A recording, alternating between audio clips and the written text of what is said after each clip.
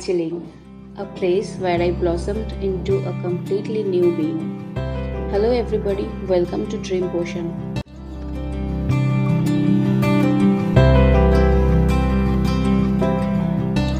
Once a summer resort for British Raj is now a go to destination for all Bengali mountain lovers.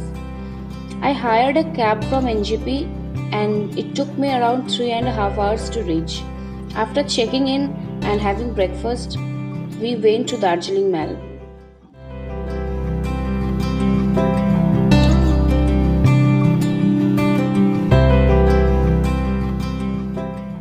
Darjeeling Mall is located on the top of Nehru Road, a flat open space with spectacular view. It's a great space to just sit and relax. It's truly the heart of Darjeeling, to say the least. There are two similar markets beside the mall. They have beautiful winter collection, but you have to bargain a lot. I shopped quite a bit from them.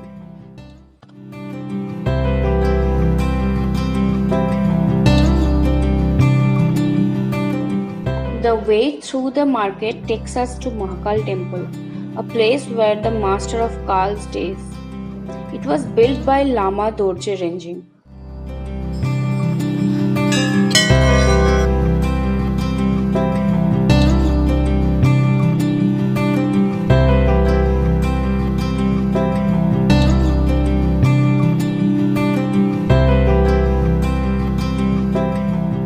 These wheels are being turned clockwise to complete a mantra.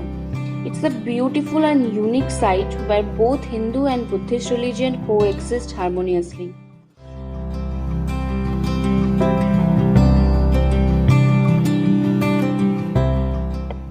Tiger Hill is most popular for its surreal sunrise. It's 2 hours drive from town center.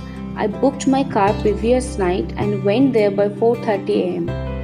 When the first ray of sun touches the Kanchenjunga, she looks like a queen with golden crown. Later, she takes a shower with gold. After witnessing the mesmerizing sunrise and the freezing cold, we went to Batashia Loop. It was commissioned in 1919 to counter the sharp descent of Himalayan railway tracks. This war memorial was opened to commemorate the Gorkha soldiers. There is no better place to get a 360-degree view of Darjeeling landscape. I booked the car for the whole day and it goes under a package.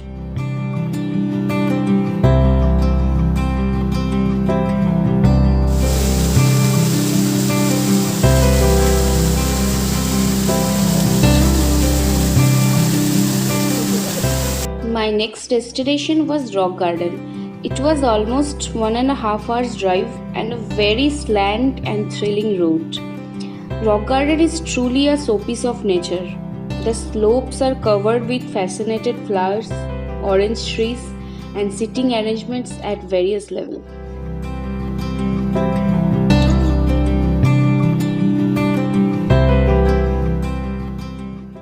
On the way back to town center, I visited Orange Valley Tea Estate. It's a huge spread, but I have to say, it's not the best. Exclusive ones were shut due to COVID. Anyway, we should thank British for the concept of tea. I mean, who doesn't love Darjeeling tea, right?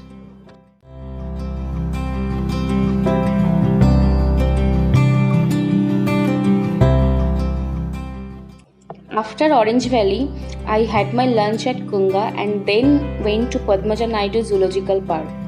This is the largest high-altitude zoo of India, opened in 1958.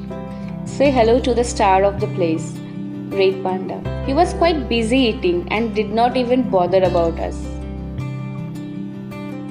These are various Himalayan animals but are too smelly.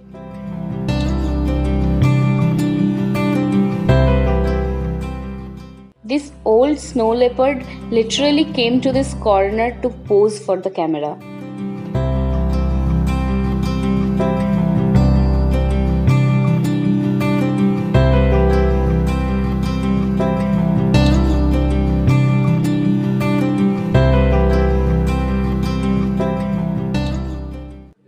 From the zoo, my next visit was Japanese temple. It was built in 1972. As I entered the temple, there was a picture of Fuji Guruji, and the first floor was prayer room. The chief priest invited us to sit and join the prayer. We were given small drumming pads with stick to accompany the big hoko, which was being played by him.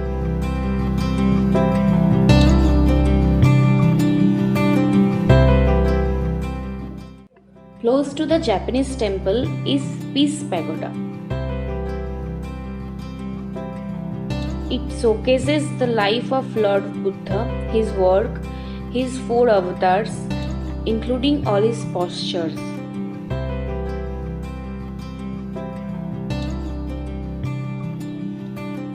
This beautiful artwork etched on sandstones but look like wooden framework.